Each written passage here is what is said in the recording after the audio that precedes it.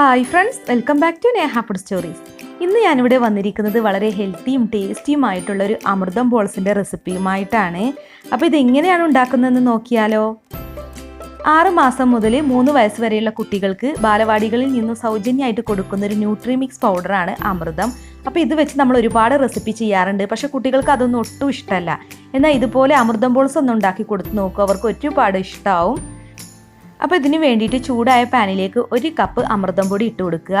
ഇനി ഇത് ലോ ഫ്ലെയിമിലിട്ട് വേണം വറുത്തെടുക്കാൻ. ഹൈ ഫ്ലെയിമിലിട്ട് വറുത്തെടുത്താൽ അത് കരിഞ്ഞു പോകും. ഒരു 5 മിനിറ്റൊക്കെ വേണ്ടി വരും ഇതൊന്ന് വറുത്തെടുക്കാൻ. അപ്പോൾ നല്ലൊരു സ്മെല്ല് വരും കേട്ടോ. പിന്നെ നമ്മൾ കുറച്ച് കൈ കൊണ്ടൊന്ന് എടുത്ത് ഇങ്ങനെ പൊടിച്ച് നോക്കുക, അപ്പോൾ നല്ല തരിതരിയായിട്ട് വരും. അപ്പോൾ നമ്മളിത് ലോ ഫ്ലെയിമിലിട്ട് കുറച്ച് നേരം വറുത്തെടുത്താലാണ് ഈ പൊടിയുടെ ഒരു പച്ചച്ചുവ ഒന്ന് മാറി കിട്ടുക. അപ്പോൾ ഇനി ഇത് ഒരു ബൗളിലേക്ക് മാറ്റാം. അപ്പോൾ ഈ പൊടിയൊക്കെ ഇവിടെ തണുത്തിട്ടുണ്ട്. ഇനി ഇതിലേക്ക് 2 ചെറിയ അച്ച് ശർക്കര പൊടിച്ചിട്ടാണ് ഞാൻ ചേർക്കുന്നത്. അമൃതം പൊടിയിൽ പഞ്ചസാര ഉണ്ട്, എന്നാലും കുറച്ചും കൂടി ശർക്കര ചേർക്കണം കേട്ടോ. പിന്നെ ഇതിലേക്ക് വേണ്ടത് തേങ്ങ ചിരവിയതാണ്. ഞാനിപ്പോൾ 1.5 കപ്പ് തേങ്ങ ചിരവിയതാണ് ഇതിലേക്ക് ചേർക്കുന്നത്.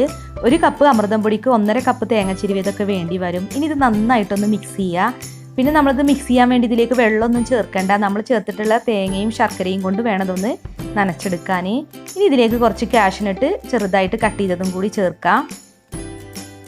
അപ്പോൾ ഒന്നും കൂടെ ഒന്ന് മിക്സ് ചെയ്യുക. അപ്പോൾ നമ്മൾ അമൃതം പൊടിയിലേക്ക് തേങ്ങ ചിരവിയത് ചേർക്കുന്നത് ഒന്ന് നനച്ചെടുക്കാൻ വേണ്ടിയിട്ടാണ് കേട്ടോ. അപ്പോൾ അതിനനുസരിച്ചിട്ട് വേണം തേങ്ങ ചേർക്കാം. ഇനി കയ്യിൽ കുറച്ച് എണ്ണയോ നെയ്യോ തടവിയതിന് ശേഷം നമ്മൾ ഇതിൽ നിന്ന് കുറച്ചെടുത്ത് ബോൾസിൻ്റെ ഷേപ്പിലാക്കി എടുത്താൽ മതി. നമുക്ക് ഏത് സൈസിലാണോ ബോൾസ് വേണ്ടത് ആ സൈസിലാക്കി നന്നായിട്ട് ഉരുട്ടിയെടുക്കുക. അപ്പോൾ ഞാനിതുപോലെ ഉരുട്ടിയെടുത്തിട്ടുണ്ട്. അപ്പോൾ ഇത്രയും ബോൾസ് ഉണ്ടാക്കി എടുത്തിട്ടുണ്ട് കേട്ടോ. ഇനി നമുക്കിത് ഭംഗി കൂട്ടാൻ വേണ്ടിയിട്ട് ഞാനിവിടെ കുറച്ച് ഡെസിക്കേറ്റഡ് കൊക്കനട്ട് പൗഡർ എടുത്തിട്ടുണ്ട്. അപ്പോൾ അതിലൊന്ന് കോട്ട് ചെയ്തെടുക്കുക. ഇത് നിർബന്ധമൊന്നുമില്ല, വെറുതെ ഒരു ഭംഗിക്ക് വേണ്ടി മാത്രം ചെയ്യുന്നതാണ്.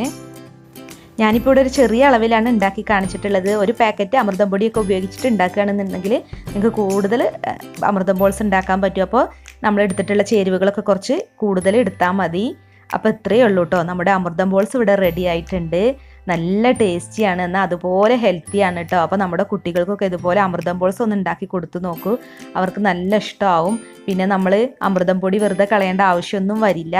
അപ്പോൾ ഇന്നത്തെ വീഡിയോ എല്ലാവർക്കും ഇഷ്ടമായെന്ന് കരുതുന്നു. അപ്പോൾ വീഡിയോസൊക്കെ ഇഷ്ടമായിട്ടുണ്ടെങ്കിൽ ലൈക്ക് ചെയ്യുക, ഷെയർ ചെയ്യുക, അതുപോലെ നിങ്ങളുടെ വിലയേറെ അഭിപ്രായങ്ങളൊന്ന് കമൻറ്റ് ചെയ്യുക.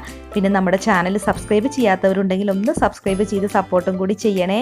അപ്പോൾ മറ്റൊരു അടിപൊളി വീഡിയോസുമായി നമുക്ക് വീണ്ടും കാണാം. താങ്ക്